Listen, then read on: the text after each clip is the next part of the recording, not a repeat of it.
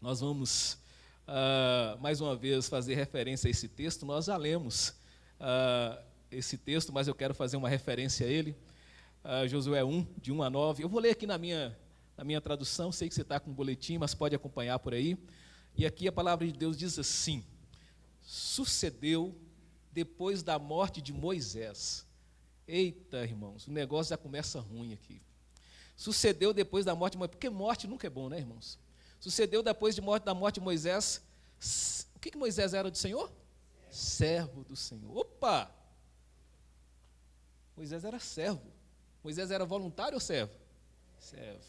Servo do Senhor. E este falou a Josué, filho de Nun, que era o que de Moisés? Servidor, servo. Dizendo: Moisés, meu servo. Eita, que a palavra servo está chamando a nossa atenção também, né? É morto. Moisés, meu servo, é morto. Dispõe-te agora, passe esse Jordão, tu e todo este povo, a terra que eu dou aos filhos de Israel. Todo lugar, Deus continua falando com Josué, que pisar a planta do vosso pé, vô-lo tenho dado, como eu prometi a Moisés. Desde o deserto Líbano, aí Deus começa a descrever, irmãos, olha que coisa linda. Deus fala: Josué, eu tenho um sonho, e o meu sonho é gigante. E sabe o que Deus faz? Deus começa a descrever literalmente esse sonho. Olha aí, desde o deserto e o Líbano até o grande rio, o rio Eufrates, toda a terra dos heteus e até o mar grande para o poente do sol será o vosso limite. Ninguém te poderá resistir todos os dias da tua vida. Como fui com Moisés, assim serei contigo. Não te deixarei, nem te desampararei. Sê forte e corajoso, porque tu farás este povo herdar a terra que sob juramento prometi dar a seus pais. Tão somente ser forte e muito corajoso, para teres o cuidado de fazer segundo toda a lei que meu servo Moisés te ordenou. Dela não te desvie nem para a direita nem para a esquerda, para que sejas bem-sucedido por onde quer que andares. Não cesses de falar deste livro da lei, antes medita nele dia e noite, para que tenhas cuidado de fazer segundo tudo quanto nele está escrito. Então farás prosperar o teu caminho e serás bem-sucedido. Não te mandei eu? E aí Deus fala de novo: ser forte e corajoso, não temas, nem te espantes, porque o Senhor teu Deus é contigo, por onde quer que andares. Amém? Pai, louvado seja o teu nome. Essa é a tua palavra, que o teu Espírito Santo, ó Pai, ilumine a nossa mente e aplique ao nosso coração, para a glória do teu nome, em nome de Jesus. Amém, amém. Meu irmão, pode se assentar. Glória a Deus. Meu irmão, que texto. Esse texto é muito conhecido, né?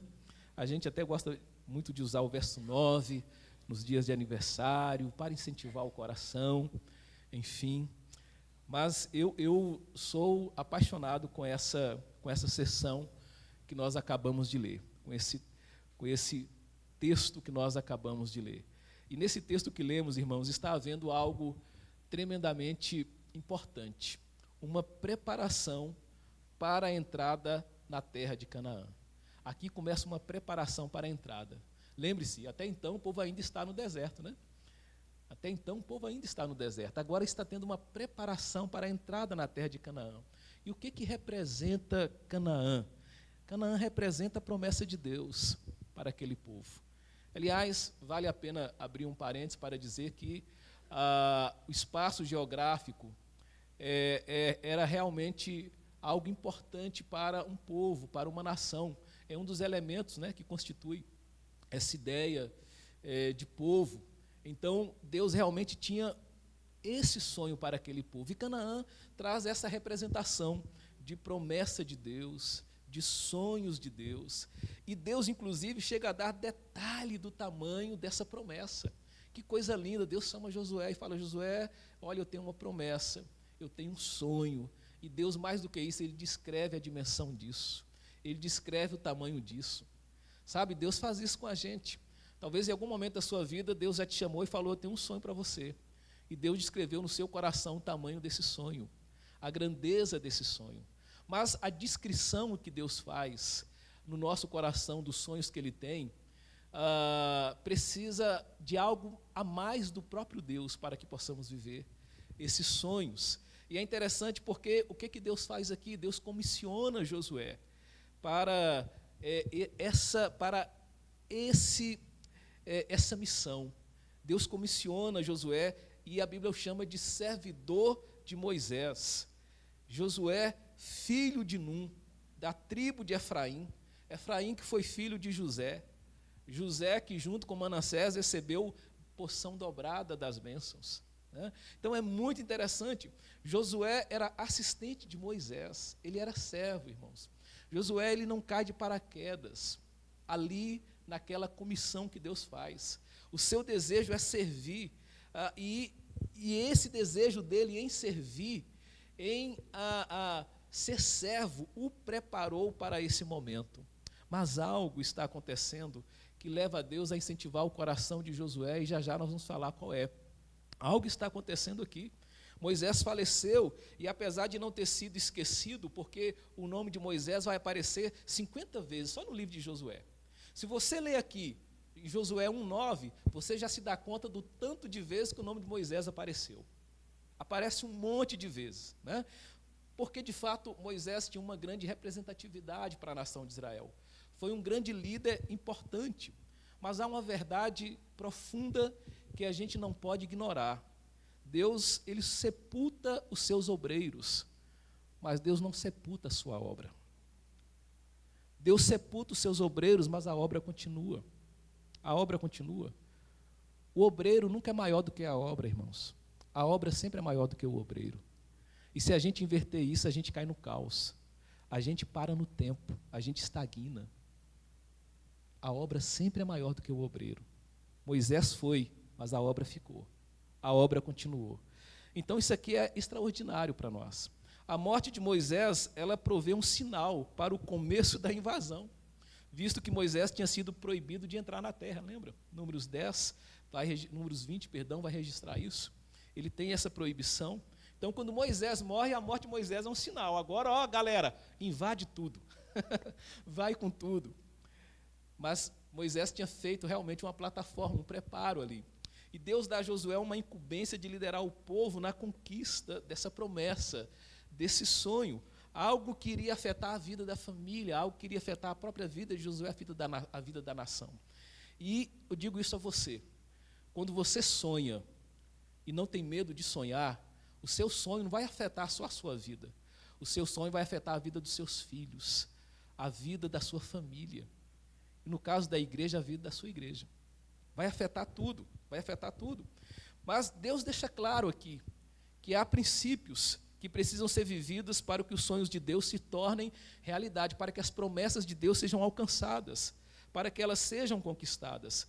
E quando nós lemos essa história, que vai do 1 ao 9, embora o último capítulo de Deuteronômio 34 seja extremamente importante para o primeiro capítulo de Josué, porque nós estamos no primeiro capítulo de Josué, mas na verdade a Deuteronômio 34 é um pano de fundo importante para isso, já já a gente vai ver.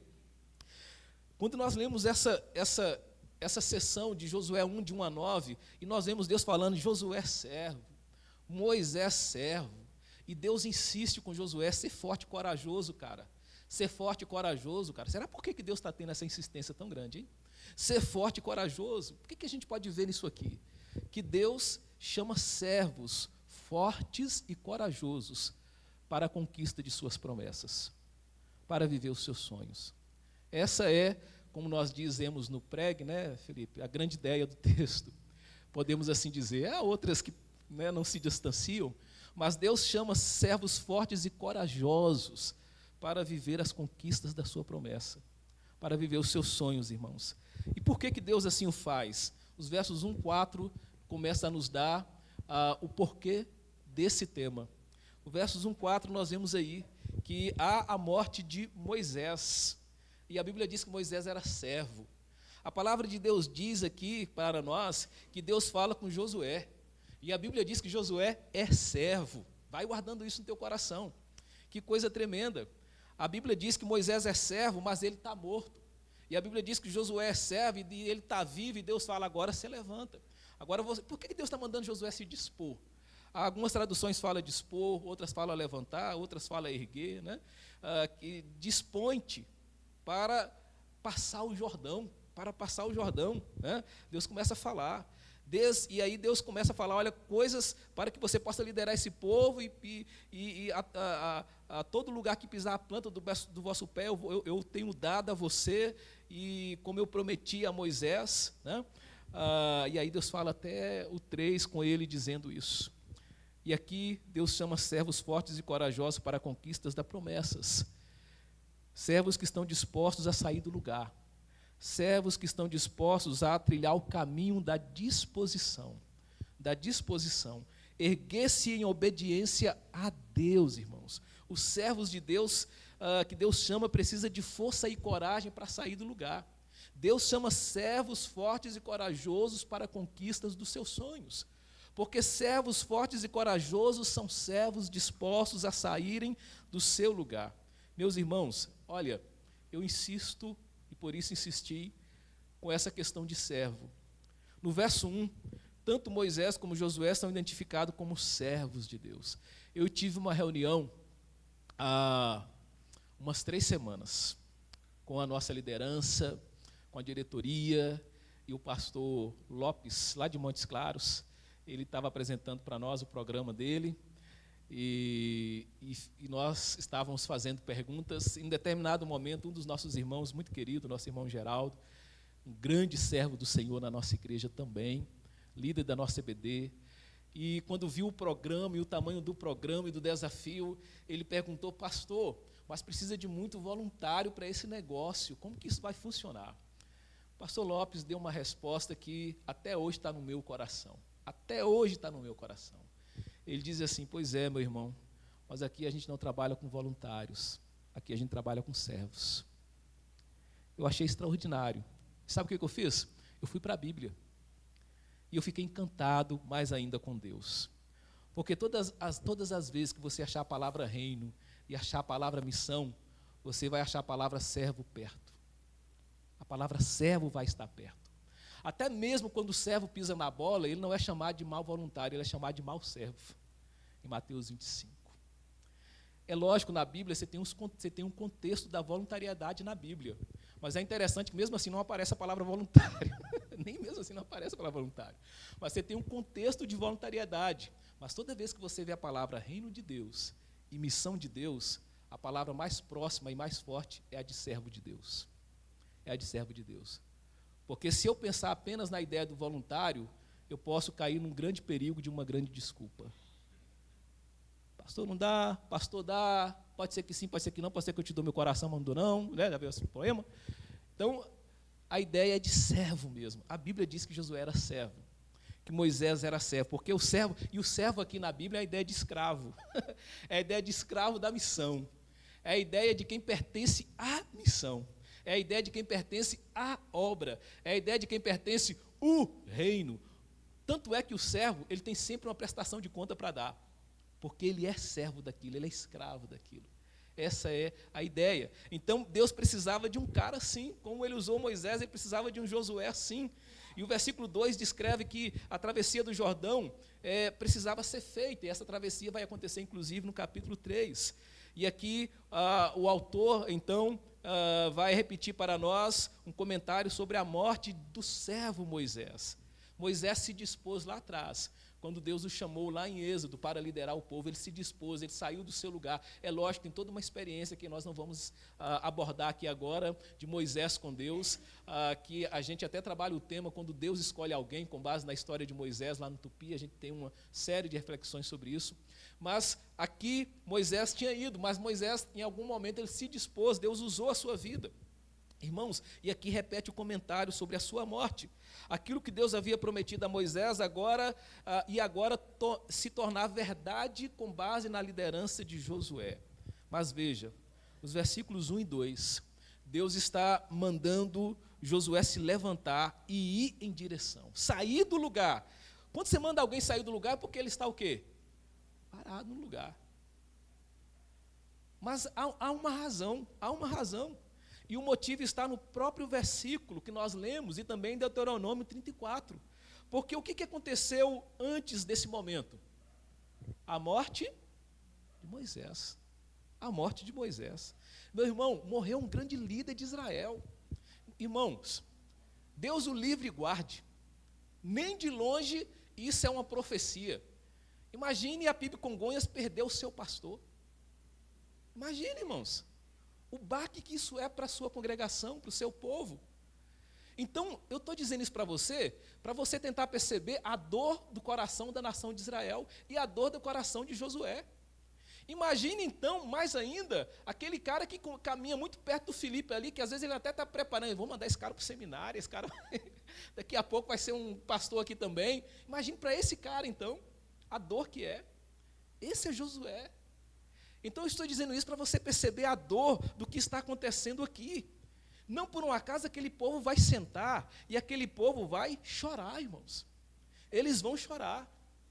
E ali eles têm aquele momento, assim morreu Moisés, servo do Senhor, na terra de Moabe, vai dizer ali, Deuteronômio 34. Quando nós perdemos algo importante em nossa vida, a lógica da nossa natureza é sentar, é lamentar e chorar.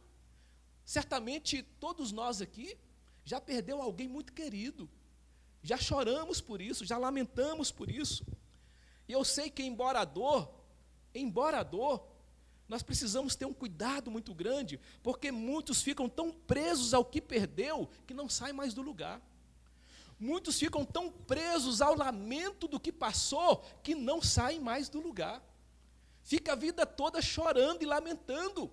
E Deus chega para Josué e diz: Josué, por mais precioso que seja o que você perdeu, Josué, por mais precioso que seja o que a nação de Israel perdeu, e nós não podemos esquecer que de fato é preciso sair do seu lugar, porque é quando você sai do lugar que você encurta a distância entre você e os sonhos de Deus, entre você e a conquista de Deus. É quando você sai do lugar, é quando você se move, então se ergue e siga em frente. Deus fala para Josué. Deus mandou Josué esforçar, irmãos, com dor no coração e certo, pelo amor que tinha para Moisés, ele precisava seguir em frente. Nós, como igreja, precisamos ser assim. A gente precisa seguir em frente sempre. Sempre, sempre, sempre. Lá na igreja, a gente comemora o nosso aniversário, a gente, como aqui, conta a nossa história, porque a gente precisa olhar para trás para não se esquecer dos nossos fundamentos. Mas a gente precisa olhar para o futuro, para não se esquecer das promessas que ainda não aconteceram. Sabe, eu gosto muito da frase que... Como é o nome daquele negócio assim na frente do carro? Para-brisa? É porque eu nem tirei carteira de habilitação ainda, então, acredita? Parece, lá em casa quem dirige é a minha esposa, irmãos. Eu estou fazendo aula ainda. Eu fui protelando o negócio. Falei, quando terminar a faculdade, eu tiro a habilitação. Quando eu passar na UAB, eu tiro a habilitação. Quando terminar a minha especialização, eu tiro a... E assim está até hoje. Já fiz 4 especializações e não tirei a carteira. E aí, meu irmão, eu lembro que uma vez eu vi essa frase, que o para-brisa é maior do que o retrovisor. Porque o retrovisor é para você olhar para trás e perceber o que está atrás. Mas o para-brisa é para você olhar para frente, porque é lá que está o seu destino. É lá que está o seu destino. A igreja é assim. A nossa vida é assim. A nossa vida é assim. Então, isso é muito interessante. Deus mandou Josué esforçar. Deus não mandou Josué esquecer do passado, esquecer de Moisés, esquecer das grandezas que Deus fez através da vida de Moisés. Mas Deus mandou Josué olhar para frente, para o para-brisa da frente, porque ainda tinha grandezas que ainda não tinham acontecido. Ainda não tinham acontecido. Então Deus manda Josué se esforçar, porque ele iria enfrentar obstáculos, queria requerer dele energia física, disposição para desmanhar, para lutar. Muitas pessoas, irmãos, enterram os seus sonhos no campo da mente. Sabe por quê? Porque não estão dispostas a enfrentar as dificuldades em busca dos alvos de Deus. Eu gosto muito de uma frase que diz que os verdadeiros guerreiros são forjados no fulgor da batalha. Os verdadeiros guerreiros são forjados no meio da batalha. O primeiro obstáculo de Josué era o Jordão, que na época da travessia estava transbordando. Sabe, talvez o seu Jordão seja o vestibular. Acabei de ver o irmão ali na porta falando com outro irmão que fez o Enem, né? Foi você que falou, fiz o Enem, lá atrás, né? Então é isso aí, talvez seu Jordão seja o Enem, né?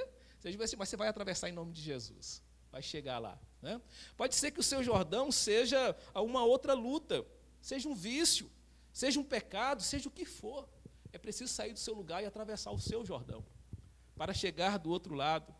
E talvez valha a pena nós nos lembrarmos de Isaías 41:10, quando Deus fala àquele povo: não temas, porque eu sou contigo, não te assombres, porque eu sou o teu Deus, eu te esforço e te ajudo e te sustento com a destra da minha justiça. Vale a pena a gente lembrar Salmos 27:3, quando o salmista diz: ainda que um exército me cercasse, o meu coração não temeria.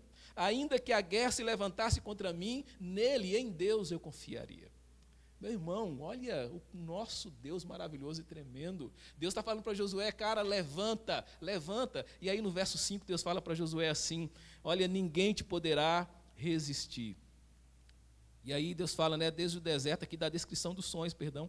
No verso 5 fala: ninguém te poderá resistir todos os dias da tua vida. Como fui com Moisés, assim serei contigo. Não te deixarei, nem te desampararei. Então, que coisa interessante nós temos aqui.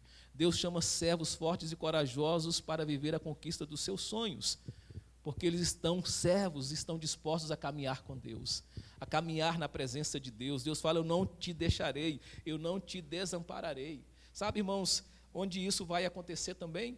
Em Deuteronômio 11:25, a palavra de Deus dá registro semelhante, quando ali diz assim para nós, palavra muito semelhante a essa, né? Ali diz assim: ninguém vos poderá resistir, Deuteronômio 11:25. Ninguém vos poderá resistir, o Senhor vosso Deus porá sobre toda a terra que pisardes o vosso terror e o vosso temor, como já vos tem dito. A promessa já aqui está sendo reforçada. Mas será por que a promessa está sendo reforçada? Será por quê? Vamos ver Deuteronômio 7:1? Deuteronômio 7:1, a palavra de Deus diz assim, olha aí, não é por um acaso que Deus vai reforçar essa promessa, irmãos. Vê como isso tem tudo a ver com a nossa vida.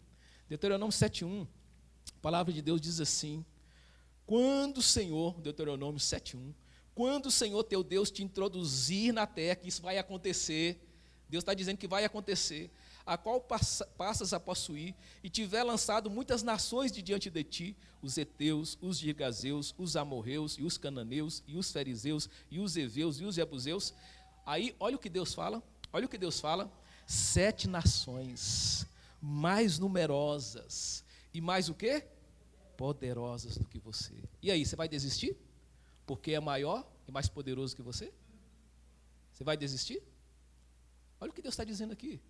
Não é por essa razão que às vezes eu e você desistimos das coisas? Porque é maior do que nós? Porque parece que é mais forte do que nós? O que Deus está dizendo para esse povo? Elas são maiores do que você. Elas são mais poderosas do que você. Mas quem que está com você? Deus. Quem é mais poderoso do que Deus? Me diga um. Quem?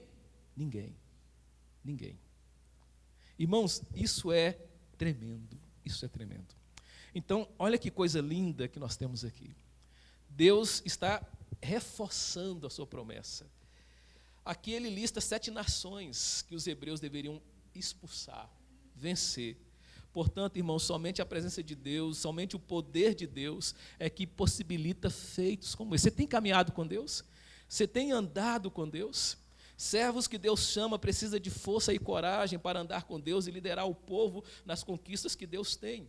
Já viu quando os nossos meninos estão crescendo? Está ali a Sara, né? A pequenininha, 4 meses. Eita, você vai. Quando chegar no 5º filho, tudo fica mais fácil, viu, Vanessa? Sara está ali. A Sara está ali, irmãos. Uma vez eu brinquei na igreja. Vou orar por gêmeos. E o que aconteceu? Veio 2 casais de gêmeos. Aí eu apelei, vou orar por trigêmeos. O que aconteceu? Veio um casal de trigêmeos. Quando eu falei, vou orar para quadrigêmeos, o Tupi me convidou, irmãos. Brinquei com os irmãos, né? Eu sei que não foi eu, foi Deus, né? Que fez, porque Deus sabia que aquelas famílias precisavam daquelas bênçãos. Mas o cara entrou em depressão quando a gente falou, quando teve os trigêmeos, né? E aí a gente teve que trabalhar muito com ele na época, mas graças a Deus hoje ele está super feliz. Os meninos têm canal no YouTube, ele posta, está muito feliz, graças a Deus, e eu muito feliz por eles. Então, irmãos, quando os nossos filhos estão crescendo, é isso que eu queria chamar a sua atenção. Muito interessante. Lá em Belo Horizonte, eu moro na mesma rua da bisavó dos meus meninos. E quando os meus meninos eram menores, mas mesmo ainda com 12, 14 anos, quando eu mando eles ir na casa da bisavó, que mora 3 quarteirões para frente, o que eu faço? Eu mando eles irem e fico de olho. Porque, irmãos, quer queiram, quer não, com esse mundo tão perigoso, a gente tem uma cautela, é ou não é? A gente vê tanta coisa acontecendo. Lá em Belo Horizonte, os irmãos sabem, o ano passado, uma menina com menos de 10 anos foi na padaria. E um conhecido foi quem a pegou, a violentou e a matou. Foi na padaria da esquina.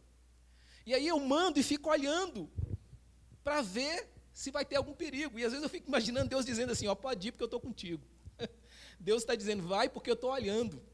Se houver perigo, eu vou entrar no meio, eu vou intervir. Deus manda a gente ir, mas Ele não tira os olhos da gente. Né? Ele está sobre nós. Então, que promessa maravilhosa de Deus para com Josué. Como foi com Moisés, eu vou ser contigo, eu não vou te deixar, eu não vou te desamparar. Lembra daquela frase assim, me diga com quem andas? E eu costumo dizer assim, me diga com quem andas, eu te direi onde estarás daqui a 10 anos. Onde estarás daqui a 20 anos. Onde estará daqui a 5 anos? Ande com Deus. Né? Ande na presença de Deus. Deus havia dado uma promessa semelhante a Jacó em Gênesis 28:15. Eu sou contigo, Jacó. Se você for lá, Deus está falando com Jacó. Eu sou contigo. Deus faz algo parecido com Gideão em Juízes 6:16. O que Deus fala para Gideão lá, quando ele está malhando lá o lagar? Cara, eu sou contigo. Eu sou contigo. O que Deus fala para o povo, para aqueles exilados, quando eles estão ali no cativeiro da Babilônia, Isaías 41, nós acabamos de ler. Eu estou contigo. Eu estou contigo. O que Davi fala para Salomão em 1 Crônicas 28:20, dizendo, olha, o Senhor é contigo, o Senhor é contigo. Meu irmão, agora que coisa linda, que coisa linda. Não, a gente vai até ler, porque olha o que a palavra de Deus diz para nós em Mateus 1:23. Olha o que a palavra de Deus diz para nós em Mateus 1:23. Que coisa linda, irmãos. Aqui a gente já vai para a nossa terceira parte, mas eu quero dizer isso para você, porque é a mesma coisa que Deus vai nos dizer. Agora, Mateus 1:23, olha que coisa linda nós temos aqui. A palavra de Deus diz assim para nós nesse texto: eis que a virgem conceberá e dará à luz a um filho, e ele será chamado pelo nome de quê? Emanuel, que quer dizer? Deus conosco. Mas vamos ler Mateus 28:20? Olha o que diz Mateus 28:20. Emanuel quer dizer Deus conosco. E o que nos diz Mateus 28:20? Olha que coisa linda. Principalmente na parte final do texto, né? Ensinando-os a guardar todas as coisas que vos tenho ordenado. E eis o quê? Que eu estou com quem? Estou convosco. Até quando? Todos os dias, até a consumação dos séculos. Então, Deus está dizendo para nós, através de Jesus, eu sou contigo. Eu sou com você. A palavra continua, a palavra não terminou. Aqui foi falado para Davi, foi falado para Salomão, foi falado para Gideão, foi falado para Moisés, foi falado para Josué, e está sendo falado para nós. Eu estou com você até quando? Todos os dias. Todos os dias. A promessa de que ninguém te poderá resistir a Josué é repetida ao longo de toda a jornada de Josué. Lá em 10:8 mesmo, quando Israel vai socorrer os gibeonitas, eles relembram Josué do tratado, e pedem-lhe que não abandone ali quando eles são atacados, e Deus vai dizer com Josué que era com Josué. Então, mesmo Deus, que conduziu a jornada de Moisés, que proveu as nuvens de dia, a coluna de fogo de noite, que fez sair a água da rocha na hora da sede, que abriu o mar vermelho na hora da impossibilidade, que proveu o maná na hora da fome, é o mesmo Deus que diz a ele, cara, eu sou contigo. Josué já tinha visto essas coisas acontecerem, irmãos. Mar vermelho se abrir, coluna de fogo. Josué já tinha visto. Então é esse cara, esse Deus que Josué vê agindo, que Josué ouve dizer, eu sou contigo. Então se levanta do seu lugar. E aí, em penúltimo lugar, olha os versos 7 e 8, que coisa linda nós temos aqui. A palavra de Deus diz assim, tão somente ser forte e muito corajoso, para teres cuidado de fazer segundo toda a lei que meu servo Moisés te ordenou. Dela não te desvie nem para a direita, nem para a esquerda, para que sejas bem-sucedido por onde quer que andares. Não cesse de falar deste livro da lei. Antes medita nele dia e noite, para que tenhas cuidado de fazer segundo tudo quanto nele está escrito. Porque tão somente assim, e só se você fizer assim, é só se você andar e viver assim, olha a parte final, você será bem-sucedido. Tem um pastor que pregou no YouTube uma palavra sobre a lei, e está lá no YouTube, chama pastor Felipe Mercadante, Pipo Congonhas, conhece? falou lá sobre a Escritura. Foi essa que minha ovelha ouviu e falou que tinha ouvido e tal, tinha gostado também. Depois você ouve lá, você não ouviu. Então, irmãos, que coisa linda nós temos aqui. É o caminho da palavra de Deus. Deus chama servos fortes e corajosos que andem na sua palavra, que caminhem na sua palavra. Porque apenas na palavra de Deus é que tem estratégias, irmãos, para as vitórias que o próprio Deus tem para nós. Isso é muito interessante. Servos que Deus chama precisa de força e coragem para seguirem fielmente a palavra de Deus, as orientações de Deus. A força e a coragem de Josué foram resultados dele meditar na palavra de Deus, de cumprir os seus preceitos. Lá em Levítico 25:18, a palavra de Deus dá uma orientação quando diz assim: e observareis os meus estatutos, e guardareis os meus juízos, e os cumprirei, assim habitareis seguros na terra. A ideia de meditar é aquela ideia de sussurrar, né, de refletir.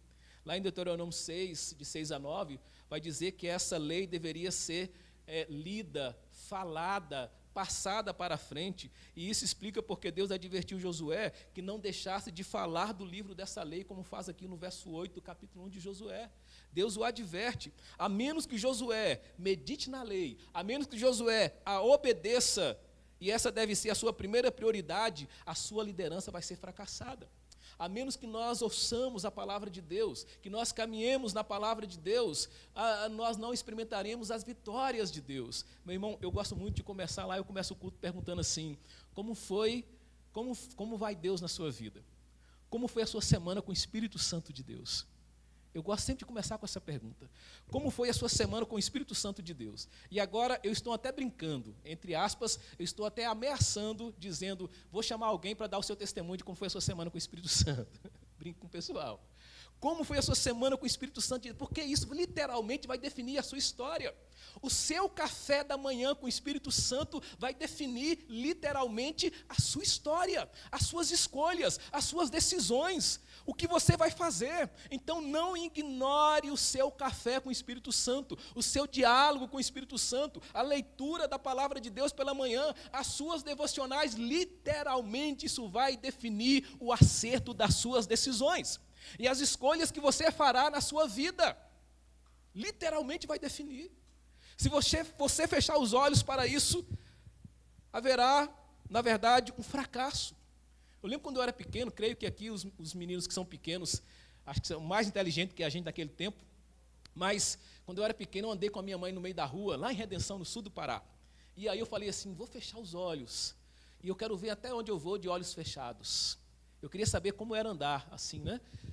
E aí, eu fechei os olhos e estou indo, meu irmão, eu dei de cara num poste, irmãos. O negócio foi feio. E a minha mãe olhou e falou assim, você está ficando doido? O que você fez? Aí eu falei, mãe, eu fui fazer uma brincadeira, mas não deu certo. Não faça essa brincadeira de fechar os olhos para a palavra de Deus. De fechar os olhos para o Espírito Santo, porque com certeza vai quebrar a cara. Vai ser escolhas que não vão dar certo. Vai ser decisões que vão te frustrar. É preciso caminhar na presença de Deus, para teres cuidado de fazer conforme a lei. Irmãos, Josué vai ter essa experiência na vida dele. Aqui mesmo, lá no capítulo 8, há uma guerra contra Ai. E o povo ali, quando vai guerrear contra Ai, levanta lá uns camaradas, inclusive você conhece um que chama Acã, e ele quer, nós vamos mesmo, e nós vamos bolar uma estratégia, e nós vamos bolar um plano, e nós vamos subir, e eles não procuram a Deus, e eles quebram a cara, e depois eles voltam, e Deus chama Josué e fala, Josué, tem coisa errada no meio do povo, tem pecado no meio do povo, e Deus manda Josué santificar, corrigir o problema, e Deus então chama Josué na sequência e vai falar assim para Josué, a estratégia agora é minha, tá? A maneira como vocês vão fazer agora, vocês vão subir agora pela direita, vocês vão subir para lá, vocês vão dar a volta por cá, e Deus então orienta e a vitória vem. Lembra das muralhas de Jericó? Quem é que dá a ordem para marchar? Quem é que dá a ordem de quantas vezes deveria marchar? Deus. É Deus, porque a estratégia é dele. O esforço parte de nós. Levantar parte de nós. Fazer parte de nós. Mas a ordem vem de Deus, a estratégia vem de Deus e a força vem de Deus. O poder vem de Deus. Então, há muitas experiências assim. Irmãos, eu e você temos sonhos, mas nós precisamos perguntar para Deus qual é o caminho, quais são as estratégias, o que a sua palavra diz. A palavra de Deus tem planos completos, é nela que nós temos que esconder o nosso coração. A palavra de Deus diz em Salmo 119 e 105 que ela é lâmpada, ela ilumina. Ela é lâmpada, ela ilumina. O que aconteceu comigo quando eu fechei os olhos? Eu bati de cara num poste, um poste que tinha luz, mas meus olhos estavam fechados. Eu não vi, não é? Salmo 119, 11 fala que eu tenho que esconder essa palavra no meu coração para não pecar contra Deus. E o próprio Jesus vai nos ensinar em Mateus 7 que quando eu guardo essas palavras, eu sou como um homem prudente que coloca a minha casa sobre a rocha. Então eu preciso caminhar no caminho das estratégias e elas estão na palavra de Deus. Enfim, meu irmão, no nosso último capítulo, olha o verso 9. Ele é pequeno, mas poderoso. Não te mandei eu, ser forte e corajoso. Não temas nem te espantes, porque o Senhor teu Deus é contigo por onde quer que andares. Deus repete algumas coisas para Josué, mas entre aqui algumas coisas que me chamam a atenção. Não temas, não tenha medo, não te desanimes, né? Algumas traduções vão até repetir a palavra desânimo mais de uma vez. Não te desanimes. Sabe, irmãos, olha que Deus diz para Josué, de novo, não te mandei eu, Josué. Quem que está mandando? Deus, não te mandei eu. Deus fala para Josué, eu sou contigo. Meu irmão, que coisa extraordinária. Por quê? Porque isso aqui é o caminho da suficiência de Deus. Deus é suficiente. Deus está falando para Josué, cara, eu te mandei, cara, eu sou contigo, moço. Você vai ter que pegar a espada? Vai. Você vai ter que lutar? Vai. Tem dia que você vai dormir menos? Vai. Tem dia que você vai levantar mais cedo? Muitas vezes. Mas eu sou contigo, eu sou suficiente. Eu sou suficiente. Deus chama servos fortes e corajosos para viver os seus sonhos, vencendo os seus medos, vencendo os seus temores, descansando na suficiência de Deus, descansando no próprio Deus. Há um grande expositor que chama Matthew Henry, e ele diz que Deus é totalmente suficiente, né? Não te mandei eu ordenei o trabalho a ser feito, é Deus dizendo para Josué, e portanto esse trabalho deve ser feito, por mais invencíveis que sejam as dificuldades, por mais que elas possam parecer impossíveis, Deus está dizendo para Josué, eu te ordenei, eu te chamei, eu te comissionei para realizar, portanto eu vou cuidar de ti, portanto eu vou fortalecer as tuas mãos, portanto eu vou te apoiar, e essa garantia divina, irmãos, nos anima, nos encoraja, ouvirmos Deus dizer, não te mandei eu, portanto, te ajudarei e te farei bem-sucedido, eu vou te recompensar. Em Deuteronômio 31:8, Deus tinha dito, a palavra de Deus registra para nós, o Senhor, pois, é aquele que vai adiante de ti. Ele será contigo, não te deixará, nem te desamparará, não temas, nem te espantes. Martim Fontes escreve um livro, se chama Pequeno Tratado das Grandes Virtudes, um livro grande, e ele diz assim, olha, coragem não é a ausência do medo, mas a capacidade de superá-lo quando o medo existe. Essa capacidade aqui nos é dada por Deus. Lembra de 2 Timóteo 1,7, quando Paulo escreve a Timóteo, porque Deus não nos deu espírito de temor, mas de fortaleza, de amor, de moderação. Deus não nos deu um espírito de covardia. Irmãos e irmãs, há pessoas que até hoje estão esperando o medo passar para lutar pelos seus sonhos. Ou seja, jamais vão começar. Jamais vão começar. Atreva-se a erguer-se do seu lugar e, pela ordem de Deus, a enfrentar os seus obstáculos. Tenha bom ânimo. O desânimo é uma das ferramentas mais eficazes de Satanás para impedir que você seja bem-sucedido nos sonhos que Deus tem para a sua vida. Você já percebeu que a maioria das vezes nós desistimos de um sonho, mais em função do que as pessoas dizem, do que por aquilo que nós empenhamos? Já percebeu isso? A gente desiste mais por causa da voz do pessimista, do que por causa de outras coisas que nós mesmos possamos empenhar. Eu lembro quando o meu irmão ia fazer uma prova, alguma coisa assim, seja o Enem, seja um concurso, e ele ouvia alguém dizer assim, cara, mas é só 2 vagas, é só 10 vagas. E ele falava assim para mim, mas eu preciso só de uma.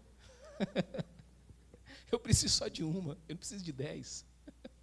O problema é que a gente está olhando para o gigante, a gente olha para o tamanho das nações, como Deus fala com Josué. A gente olha para a grandeza ou para o poder do que os outros são e a gente para de olhar para aquele que pode muito mais, que é Deus. A gente tira os olhos dele. A gente precisa ter esse cuidado, irmãos. Olha, quando nós nos sujeitamos à morte, nós decretamos a morte, quando nós nos sujeitamos ao desânimo, nós decretamos a morte de nós mesmos. E, consequentemente, a gente decreta a derrota dos nossos sonhos, a tragédia dos nossos alvos. É preciso coragem para deixar na terra uma marca através dos sonhos que Deus tem para a sua vida. Por isso eu quero dizer a você, recuse-se a deixar para o túmulo, para o cemitério, os seus sonhos, aquilo que Deus plantou no seu coração, porque literalmente eles vão determinar o seu futuro. Quem não sonha tende a levar para o caixão uma grande riqueza que o mundo não conheceu. E sabe, há uma palavra do pastor Myles Munroe, e ele usa esse exemplo, e eu quero dizer isso a você. Ele diz que o lugar mais rico do mundo, talvez você já tenha ouvido isso, ou talvez você já tenha lido isso. Ele diz que o lugar mais rico do mundo não é a jazida de ouro do Carajás, não é os minérios de Congonhas. Eu estou aqui contextualizando a fala dele. Não é se você juntar todo o dinheiro do mundo, você tem a maior riqueza do mundo. Se você juntar todo o ouro do mundo, ou do universo, você não tem a maior riqueza do mundo. Mas a maior riqueza do mundo está, por incrível que pareça, aqui na cidade de Congonhas, e algumas vezes você já pisou o pé lá e talvez não viu. É o cemitério da sua cidade. É o cemitério da sua cidade. Lá estão sonhos que nunca se realizaram, diz ele. Pessoas que poderiam ter sido grandes governadores, mas não se tornaram governadores. Poetas que nunca escreveram seus poemas. Engenheiros que nunca desenharam seus projetos. Professores que nunca deram uma lição, porque por medo enterraram seus sonhos, enterraram seus projetos. Um dia você vai morrer. Não deixe que o caixão se enriqueça com as promessas que Deus colocou no teu coração. Não deixe que o túmulo se enriqueça com os sonhos que Deus colocou na sua vida. Lembra de Eclesiastes 9:10? Tudo que te vier à mão para fazer, faz conforme as tuas forças. Porque no cemitério, na sepultura para onde você vai, não há obra, não há projeto e não há sabedoria alguma. Não há sabedoria alguma. Meu irmão, antes de concluir, eu queria fazer algo. Eu peço perdão ao pastor Felipe aqui pelo tempo, mas eu quero fazer algo antes de dar a minha conclusão. E eu preciso de 2 voluntários, bem corajosos. Eu preciso de 2 voluntários que tenham um coração cheio de sonhos, porque eu vou fazer uma ilustração aqui e uma delas não vai ser muito boa. Então, quem aqui tem grandes sonhos? Vem cá, pequena, vem cá, você mesmo. Você mesma. Você vai ser a sonhadora da minha história. Quem é outra pessoa aqui que tem grandes sonhos? Adulto, vem cá, pequena. Vai ficar triste com a minha comparação, não, hein? Vamos fazer de conta que você tem 30 anos de idade. Você tem 30 e quantos? 33. Estou brincando. É pequena aqui. Como é seu nome? Jussara. Jussara. Kaila. Vou fazer ilustração com elas, mas eu fiquei com dó porque são crianças. As crianças, eu falo na igreja que as crianças é a parte que eu sinto mais falta quando eu tiro férias. Você acredita? Eu falar. É a parte que eu sinto mais falta. E aí, deixa eu falar, fica aqui do lado uma da outra aqui. Faz de conta que Jussara, é Jussara mesmo? Jussara aí? Kaila. Fica assim do ladinho, isso. Jussara e Kaila. Vamos brincar. Eu sei que vocês duas são cheias de sonhos, mas é só uma história, tá? Pode ficar aqui, que eu vou precisar que vocês usem esse espaço aqui na frente. Pode ficar aqui. Mas vamos brincar. Vamos dizer que você chama... vamos falar que você chama... Eu ia falar um nome aqui, mas é tão estranho, né? Ai, qual o nome que não existe aí, irmãos? Me ajuda aí. Zefina. Josefina existe. eu acho que existe, não sei, né? Vamos dizer que você chama fulana A e você chama fulana B, tá bom? Aí fulana B é uma menina aqui. Todas as duas é cheia de sonhos. E aí, a fulana A está assim, olha, fulana B, eu tenho um monte de sonhos, mas eu preciso fazer uma faculdade, eu tenho que fazer um Enem, eu tenho que estudar, ou eu tenho que fazer missões, né? E ela também tem vontade, e etc. Mas aí a fulana B fala assim, mas você não sabe o tanto trabalho que dá, dormir tarde, acordar cedo, é muito trabalhoso, é muito serviço. Não vou tentar não. Mas aí a fulana A fala assim, eu vou tentar. E ela vai estudando, e dá um passo aí, fulana A. Isso. Pode dar um passo maior. Isso. Mas aí a fulana B, você é sonhadora, tá bom? É só uma ilustração. Aí, fulana B fala assim, nossa, mas mesmo assim é muito cansativo. Eu não vou tentar. Né? E aí ela fala assim, olha, e aí, como é que está aí? Aí a fulana A fala assim, olha, eu estou dormindo pouco, estou acordando cedo, é TCC para fazer, É física, química e biologia para o Enem. É muita luta. Você fez assim, você já está fazendo Enem, não? Não, brincando, brincando. Aí, e tal, mas fulana vai dar um passo. Mas, aí, dá um passo grande. Mas ela não passou de primeira no concurso, nem no Enem, nem coisa nenhuma. E talvez, aí, vamos dizer que quem está lá atrás, ou a gente que está lá atrás, fala assim, está vendo? Não falei que não ia dar certo. Eu sei que você não falou isso, viu? Não falei que não ia dar certo, não sei o que e tal. Mas ela continua insistindo, dá mais um passo. Ela vai e consegue. Mas ela tem um monte de sonhos ainda pela frente. Ela tem um monte de sonhos. E aconteceu é só uma comparação, tá bom? Não é profecia. Não vem com esse negócio de profecia, que não é isso não. É só uma comparação. Aconteceu uma tragédia. Nossa, falar a idade, deixa para lá. 15 não, vamos colocar 100. Melhor, 100. Aos 100 anos de idade, as duas morrem. Aos 100 anos de idade, vou colocar 100. 100 anos de idade, as duas morrem. E estamos lá no velório, 2 caixões. Meu irmão, é só ilustração, tá bom, Jussara? Porque eu sei que no dia vai ser diferente. Aí está lá a irmã fulana B, a irmã fulana A. Quando eu estou ali realizando um velório, qual será a maior história que eu vou ter para contar? Pode ser que você não consiga todos os sonhos da sua vida. Mas se você for alguém que levantou do seu lugar, que seguiu na presença de Deus, que ouviu a voz de Deus, alguém vai contar a sua história. Porque o que você sonha vai afetar muito mais do que você imagina. Muito mais do que você imagina. Então, obrigado, viu, Jussara? Sei que você é sonhadora. E, vem cá, Caia. Obrigado pela vida de vocês, tá bom? Antes de eu concluir, deixa eu só orar por elas. Pai querido, obrigado pela vida da Jussara, pela vida da Caia. Elas são servas do Senhor. Elas são crianças, sim, mas elas são instrumentos de poder nas tuas mãos. Eu louvo ao Senhor, a Deus, pelo coração delas, pela vida delas. E eu oro para que todos os sonhos que o Senhor já preparou para elas possam se realizar em nome de Jesus. Amém. Vai lá, viu, Jussara? Obrigado, viu? Quando eu voltar para pregar daqui a 20 anos, no aniversário da igreja, o pastor Felipe vai estar aqui ainda. Aí eu vou chamar vocês de novo para a ilustração, tá bom? Obrigado. Irmãos, para terminar, irmãos, eu contei essa história para dizer a você o seguinte: sonhe, meu irmão. Deus está falando para Josué, saia do lugar. O livro de Josué trata de um recomeço para o povo de Deus. Aqui é a nossa conclusão. E muitos cristãos de hoje precisam de um recomeço. Depois de 40 anos vagando pelo deserto, Israel vai se apropriar da herança. Vai desfrutar das bênçãos da terra que Deus havia preparado. Mas essa é uma mensagem para o povo de Deus e para a igreja do Senhor Jesus hoje. O Senhor colocou diante da sua igreja uma porta aberta que ninguém pode fechar, Apocalipse 3:8. Uma porta que ninguém pode fechar. E nós devemos passar por essa porta pela fé. Nós devemos tomar posse de novos territórios para o Senhor, na direção do Senhor. Os territórios hoje são vidas, são almas, são corações. Sabe, se essa semana fosse a última semana da sua história, o que iriam contar de você? O que iriam contar de mim?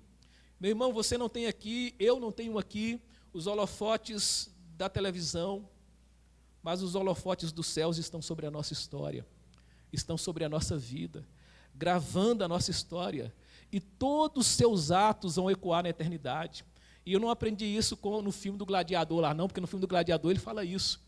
A gente aprende isso com a vida, com a palavra de Deus. Todos os atos vão ecoar na eternidade. Sabe, meu irmão, olha, Jesus Cristo, Ele é o nosso Josué. Ele quer nos conduzir agora à conquista e compartilhar conosco os tesouros da sua herança maravilhosa. Hoje à noite vamos falar um pouquinho sobre isso. Os tesouros da sua herança maravilhosa. E Ele nos tem abençoado com toda a sorte de bênçãos espirituais. Paulo fala isso em Efésios 1. Ele nos tem abençoado com toda a sorte de bênçãos espirituais. Então, para a gente finalizar, assim como Deus usou Josué para conduzir aquele povo a viver o sonho da terra prometida, Deus, através de Jesus Cristo, abriu a terra dos céus para você. Deus, através de Jesus Cristo, abriu a porta da eternidade para você. Deus, através do sangue de Cristo, abriu o caminho dos sonhos dos céus sobre a sua vida, sobre a sua igreja. Então, como Paulo, você pode hoje afirmar, como ele diz em Filipenses 3,14, prossigo para o alvo, para o prêmio da soberana vocação de Deus em Cristo Jesus. Mas para isso, o que você tem que fazer? Você tem que sair do seu lugar. Você tem que sair do seu lugar. Você tem que caminhar na presença de Deus. É lá que estão as melhores estratégias para a nossa vitória. Você tem que ouvir e entender que Deus é suficiente, que você vai enfrentar coisas que são maiores do que você, mas nenhuma delas são maiores do que o Deus que você serve. É por isso que você vai ser vencedor. Você não vai ser vencedor porque as coisas que você enfrenta são pequenas. Você vai ser vencedor porque o Deus que te guia é maior do que todas as coisas. Vamos ficar de pé em nome de Jesus? Você tem sonhos no coração? Tem sonhos? Meu irmão que fez o Enem, eu posso orar por você? Fazendo um favor? Há mais alguém que tem algum sonho, que está lutando por ele? Eu queria orar pela sua vida, então pode vir aqui bem rapidinho. Se você tem um sonho e quer colocar diante do Senhor, eu acredito nos sonhos de Deus. Acredito nos sonhos de Deus. Aliás, estou caminhando ainda neles e por eles. Então pode vir, eu quero orar por você em nome de Jesus. Você que sonha com a... Olha, eu tenho sonhado com a igreja, eu sei que o pastor Felipe tem sonhado muito com a igreja de Pipo Congonhas, porque ele fala isso comigo também. Ele tem muitos sonhos para cá, muitos sonhos para esse lugar. É lógico, na direção do Senhor. Mas deixa eu falar para você, não duvide dos sonhos de Deus. Olha, quando eu tinha 18 anos ou menos, eu era extremamente tímido. Ainda sou tímido. Eu era tão tímido que eu escondia no banco da igreja quando o pastor falava, vamos indicar alguém para dirigir o culto. Eu escondia alguém, eu me escondia no banco da igreja. No dia que me colocaram para dar uma lição na classe de juniores, eu cheguei e tinha dois juniores. E eu preparei a lição com muito medo. E eu falei assim, vamos orar. Aí o primeiro orou, e eu falei, ore os dois, porque o tempo ia passar mais rápido, né? Ore os dois. Quando eu abri o olho, tinha uns 15, 20 juniores. Eu falei, vamos orar mais 5. Para passar o tempo. Eu morria de medo. Quando um pastor foi na minha casa, teve um pastor que foi na minha casa, eu não sei se ele vê esse vídeo, o pastor Cosme, foi ele e um outro pastor, eu escondi atrás da porta, eu era menino, de tanta vergonha que eu tinha. Quando ele entrou dentro de casa, eu saí pela porta para a rua, de tanta vergonha que eu tinha. Foi um dia que eu li um livro, Liberando Seu Potencial, do pastor Malhas. Naquele dia, o meu coração ficou tomado por aquela palavra. E eu falei, meu Deus, qual é a graça de viver na terra, ser enterrado e não ter vivido os sonhos de Deus? Qual é a graça?